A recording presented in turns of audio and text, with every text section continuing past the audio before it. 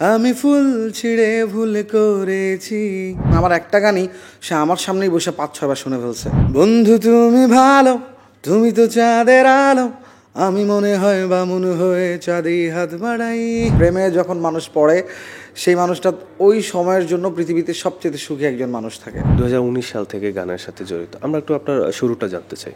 আমি ব্রডকাস্টে ছিলাম, তো আমি পাশাপাশি নাটকে অ্যাক্টিং করতাম। তো আমার কাছে মনে হলো যে আমি নাটকে ক্যারিয়ার করতে করতে অনেক লম্বা সময় লাগবে। তো চিন্তা করলাম যে আমার একটা হিডেন ট্যালেন্ট আছে, সেটাকে কাজে লাগাই। দেন হচ্ছে আমি একটু লেখালেখিতে চাই। তো আমার মনে হলো যে হ্যাঁ, আমি ভালো গান লিখতে পারি। আমার কিছু ফ্রেন্ডস ছিল, তাদেরকে শোনাই, লিরিকগুলো দেখাই। তারা বলে যে হ্যাঁ, গান তো অনেক ভালো, তুই চাইলে করতে পারিস। আপনার গানের জার্নিটা জানতে চাই, যে কখন থেকে মনে হলো যে না, আমি আসলে নাটকে নয়, আমি গান থেকেই সাইন করতে চাই। একটি বেসরকারি টেলিভিশনের প্রোডাকশনে জব করতাম। তখন আমি জবের পাশাপাশি আমি গানটাকে ট্রাই করতাম। তো হঠাৎ আমার মনে হয়েছে যে আমি অ্যাকচুয়ালি গানেই সাইন করব। যখন আমি অল্প গল্প শিরোনামের একটি গান করি, তো আমি যখন সঙ্গীতাতে যাই সেলিম আঙ্কেলের কাছে, যদিও উনি এখন নাই পৃথিবীতে, আল্লাহ ওনাকে বেহেশত নসিব করুক। তো ওনার কাছে যখন যাই, উনি আমাকে বললো যে তুমি তো দুর্দান্ত গান করো, তোমার ভয়েস অনেক সুন্দর। এবং আমার একটা গানই সে আমার সামনেই বসে ৫-৬ বার শুনে ফেলছে। সো এইটা আমার জন্য প্রথম একটা মানে অনুপ্রেরণা ছিল যে আরে এত বড় একজন লেভেলের মালিক যে আমার সামনে বসেই ৫-৬ বার গানটা শুনতেছে, তার মানে অবশ্যই ভালো কিছু মানে আমি ভালো কিছু করছি। এবং আমার কাছে মনে হচ্ছে যে আমি পারি, হ্যাঁ আমি এটা পারবো। পাঠাও চলো দেশি ভাইবে, চলবে 14 থেকে 31 মে পর্যন্ত। প্রথম যে গানটা থেকে আসলে আপনার মনে হয়েছে যে না, আমি আসলেই পারি, অডিয়েন্স সেটা কানেক্ট করেছে, কোন গানটা থেকে? আমি ফুল ছিঁড়ে ভুল করেছি, কাটার আঘাত পেয়েছি, সেই ব্যথা ভুলেছি, তোমার খুশি যখন দেখেছি, ও আমি একটা গান লিখেছি, সেই গানে সুর বেঁধেছি, সেই সুরে ভাসিয়ে তোমার মনের দখল নিয়েছি। ও প্রেম প্রেম হয়ে গেল রে, আর বাধা দিবে কে সে, ও প্রেম প্রেম হয়ে গেল রে, আর বাধা দিবে কে সে। প্রেম কি জীবনে এসেছে কিনা?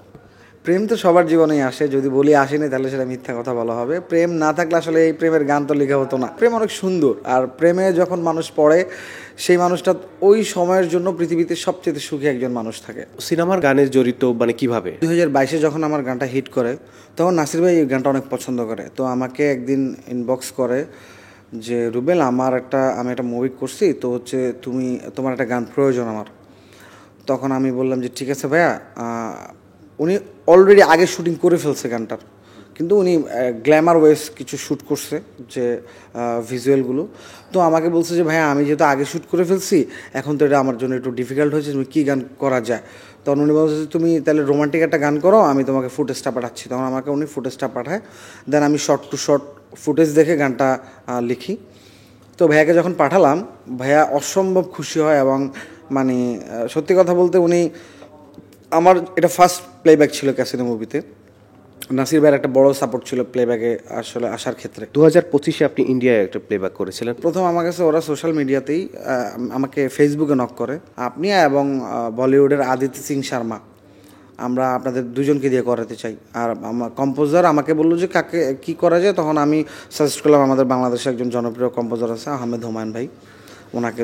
তখন ওনারা বললো যে হ্যাঁ ঠিক আছে, তাহলে আমরা কাজটা করতে পারি। তো সব কিছু মিলিয়ে আমার কাছে ভালো লাগছে যে আমি ফার্স্ট টাইম প্লেব্যাক করলাম, এবং সেটা ইন্ডিয়ায়। একজন শিল্পীর জন্য এই নমিনেটেড হওয়া বা অ্যাওয়ার্ড পাওয়াটা আসলে কতটা অনুপ্রেরণা যোগায়? এটা আসলে ভাষায় প্রকাশ করার মতো না। যখন হচ্ছে আমরা কিছু একটা করি, কোনো জায়গা থেকে যদি সেটা আমরা সার্টিফাইড হই, তো আমাদের কাছে মনে হয় যে হ্যাঁ, আমরা এখন সাকসেস, সফল।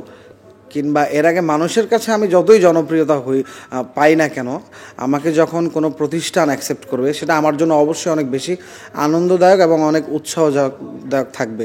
বিকজ অফ আমি আমার নতুন কাজ করার যে মানে প্রেরণাটা, সেটা আমাকে আরও বেশি জোগাড় করবে। আপনার আরও বেশ কিছু জনপ্রিয় গান আছে, সেখান থেকে যদি কোনো একটা গানের দোলান শোনান। বন্ধু তুমি ভালো, তুমি তো চাঁদের আলো, আমি মনে হয় বামুন হয়ে চাঁদেই হাত বাড়াই, জ্বলছে যাবো জানি, মানছে না মন খানি, পাবো না জেনেও মিছে মিছে কেন তোমাকেই ছুতে চাই, আমি কেন বারবার প্রেমে পড়ে যাই, এই জনমে পাইবা না পাই পর জনমে চাই আমি কেন বারবার প্রেমে পড়ে যাই এই জনমে পাইবা না পাই পর জনমে চাই। কি নিয়ে ব্যস্ততা, মানে কি আসছে কোরবানি ঈদে? কোরবানি ঈদে অনেকগুলো গান আসছে, আমার চ্যানেলেই আসছে মায়াবতী, তারপর হচ্ছে যন্ত্রণা, আর হচ্ছে খাম, 3-4টা গান আমার চ্যানেলে আসছে, আর বাহিরে অনেকগুলো গান আসতেছে। আপনার বাবার সম্পর্কে জানতে চাই। আসলে আমার বাবা হচ্ছে একজন কৌতুক অভিনেতা, হারুন কিসিঞ্জার, বাংলাদেশের আপনাদের সবারই প্রিয়। তো আমি এই জিনিসগুলো জানতাম না যে আব্বুকে আগে আর কি এত মানুষ চেনে, কিন্তু আমি চোখে যত মানুষ দেখি আমি এর মধ্যে জিজ্ঞেস করলে মনে হয় 90% মানুষই বললো যে হ্যাঁ আমি চিনি। এইটা একটা প্রাউডের বিষয়। অডিয়েন্সের উদ্দেশ্যে কি বলবেন, প্লাস হচ্ছে শেষে আমরা একটা গান শুনবো। আপনারা যারা আমার গান শোনেন, গান পছন্দ করেন, এভাবেই ভালোবাসবেন। আর এখনও অনেকেই আছেন যাদের কাছে হয়তো আমি পৌঁছাইতে পারিনি, এটা হয়তো বা আমার ব্যর্থতা, কিন্তু খুব দ্রুত হয়তো বা পৌঁছে যাব আপনার কাছে। আর আপনারা আমার জন্য অনেক দোয়া করবেন, নিজেরাও সুস্থ থাকবেন, সবাইকে ভালো রাখবেন। আচ্ছা, তো আমার চ্যানেলে আপকামিং আরেকটি সং আসতেছে, আমি সেটাই গাই। তুমি তোমার মনে জায়গা দিও গো আমায়,